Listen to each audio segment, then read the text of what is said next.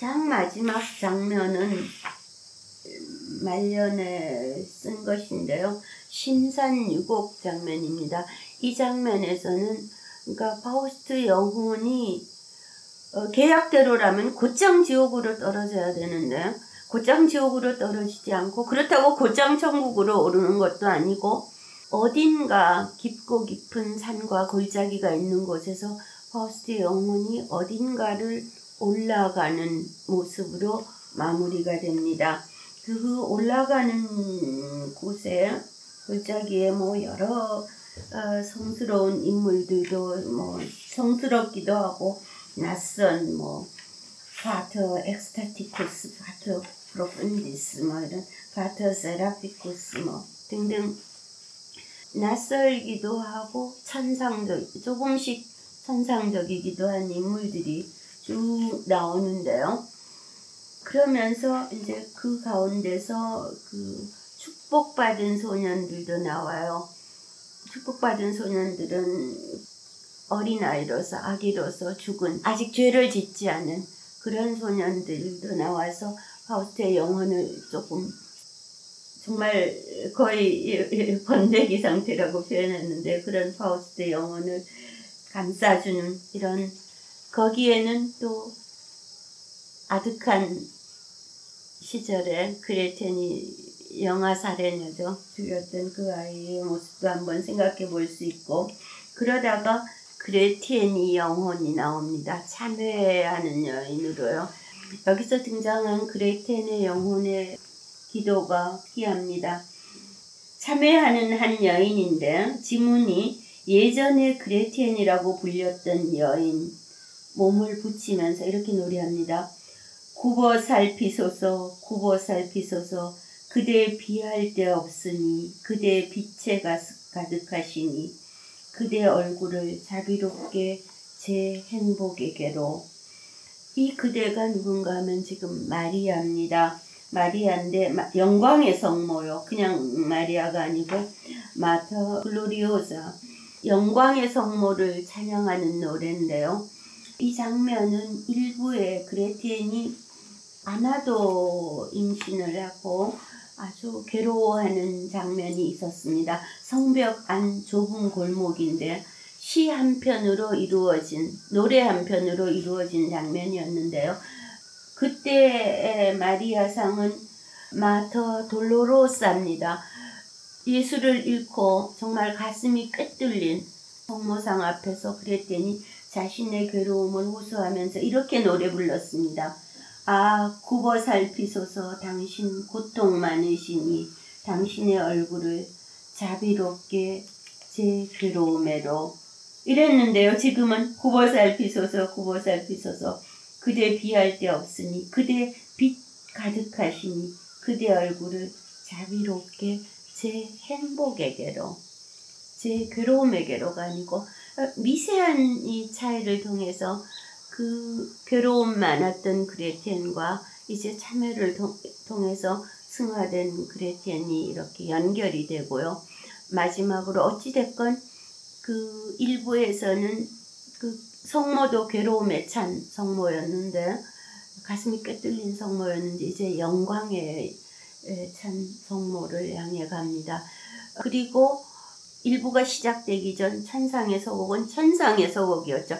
거기 등장하는 인물은 주님이었죠. 남성 신이었습니다.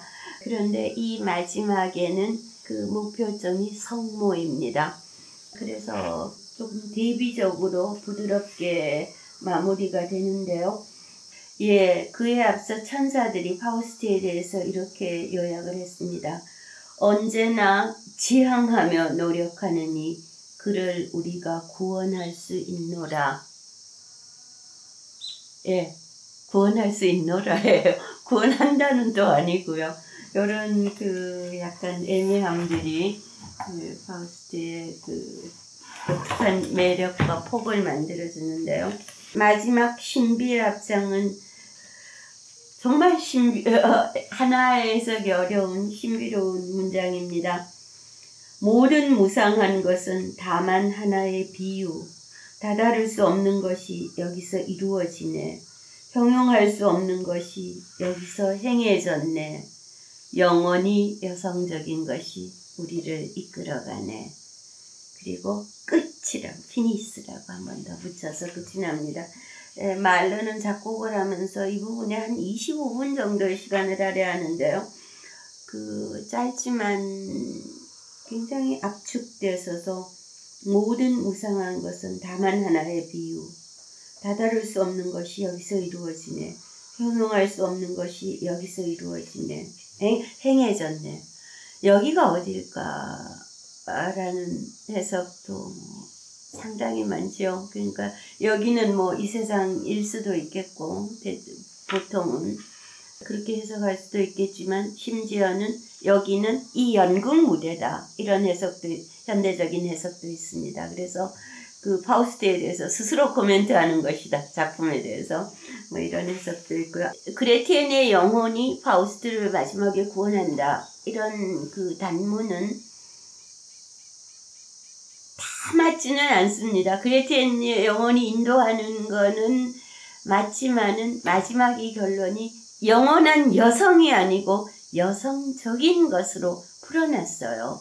여성이라고 그러면 여성, 누구지? 그레텐하고 딱 대입이 되겠지만 그게 아니고 여성적이라고 열어놓음으로 해서 너무나 많은 가능성이 있는 거죠. 그러니까 뭐 사랑이라든지 생명의 원리라든지 여러 가지 평화라든지 여러 가지로 해석할 수 있는 여지가 있습니다. 그래서 이런 그 어딘가로 파우스트는 향해서 올라가고 딱 매듭져지지 않는 이 열린 마무리가 주는 것은 정말 많습니다. 독자든 청중이든 참으로 많은 생각을 하게 해봤어요. 예, 그것이 12,110행과 12,111행이었습니다. 파우스트는 12,111행의 정교한 운문입니다.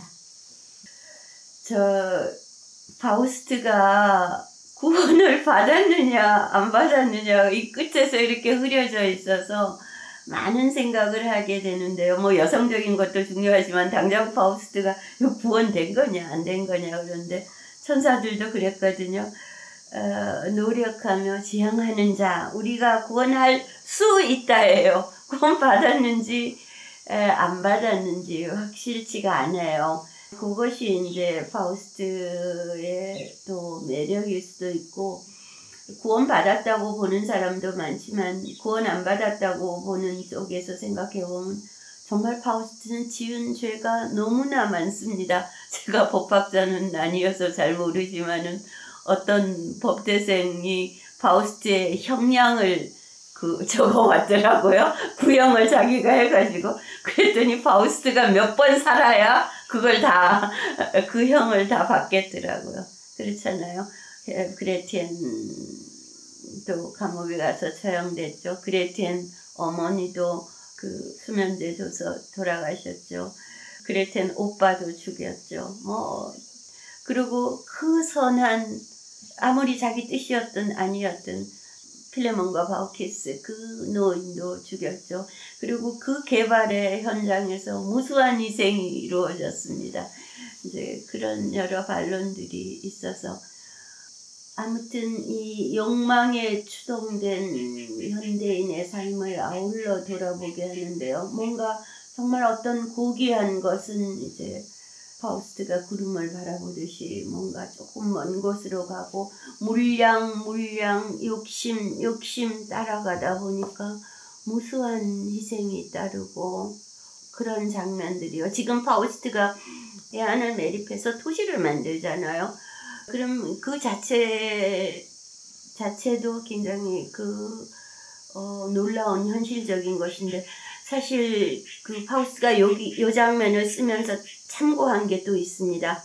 독일의 브레멘 북쪽에 브레멘에서 거기 바닷가 떨어진 데 브레머 하펜인데요. 그 항구의 개발 계획의 도면이 있습니다. 이렇게 어찌어찌 수로를 파고 어찌어찌 확장을 하고 이런 그 현실적인 작업들도 이루어져 가던 시절이어서요. 그런 도면도 바라보면서 파우스트가 바라보는 게 아니고 꼼꼼히 들여다보면서 꿈꾸었던 어떤 현대적인, 정말 근대적인 삶, 욕망에 추동되어서 뭔가를 이끌어가고 개발해가고 해나가지만 거기에 따를 수 있는 또한 무수한 희생을 한꺼번에 보고, 그 집회 발행할 때도 그랬죠.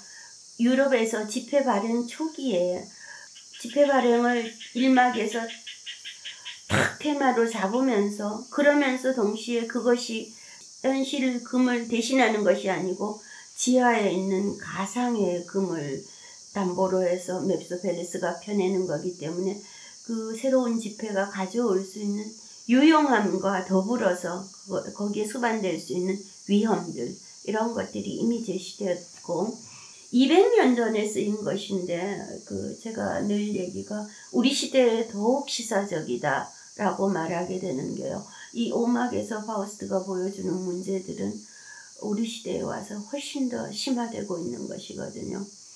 그래서 정말 이 60년을 기울여서 쓴 작품이 오늘날 가지는 의미를, 온 세계에서 가지는 의미를 다시 되돌아보게 됩니다.